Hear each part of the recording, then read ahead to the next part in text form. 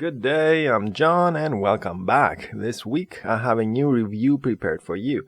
So this is Acai from Capella's Silverline. This is a relatively newly released flavor and also another flavor I used recently on my last green tea recipe. I experimented a little longer with it to get a better idea, and today here is my review. In general, I find this is a nice candy-like berry flavor. It is similar to Flavor Art's forest fruit, but a lot more sweet. Other than the sucralose, the main flavors are berries, possibly blackcurrant or actual acai berry extract. Capella themselves also have a description on this flavor, and they say it's perfectly juicy, rich purple berry, ideal for smoothies. You can almost feel the icy goodness on the back of your throat. Now, I haven't used it in a smoothie yet, but when used solo for vaping at 8% without any sweetener, I could mainly taste the sweet berries, but I can't pinpoint of what kind. Some people online say blackcurrant or blackberries. If I had to guess, I would say this is possibly a mix of harvest berry and possibly some cranberry.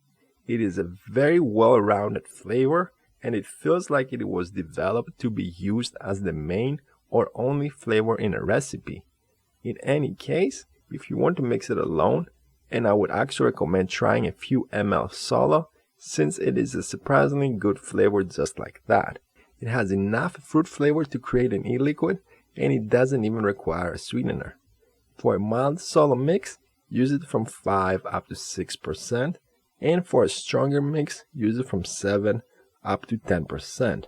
Those ratios might seem high, but this flavor is very light, similar to other Capella fruits.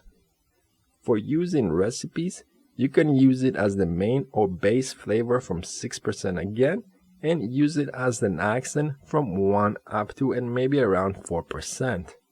Following next, I have made a recipe to show you as an example with this flavor. Now, since acai already has enough flavor depth on its own, I didn't want to add too many other flavors, so here is a very simple but tasty mix to make. It uses acai pretty high and with a side of cactus from Inawera. Now, just 1% cactus will introduce a light fruity side flavor that will blend in and enrichen the acai even further rather than adding its own taste. So this is mainly a berry e-liquid, with everything else used mainly as additives.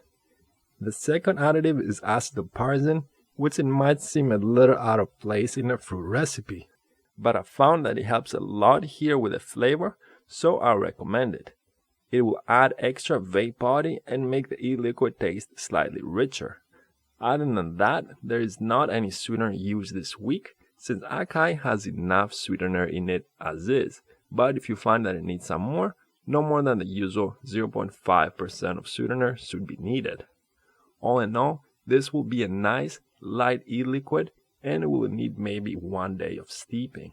As for Capella's acai berry, this is also a good flavor to try. Nothing to rush and get.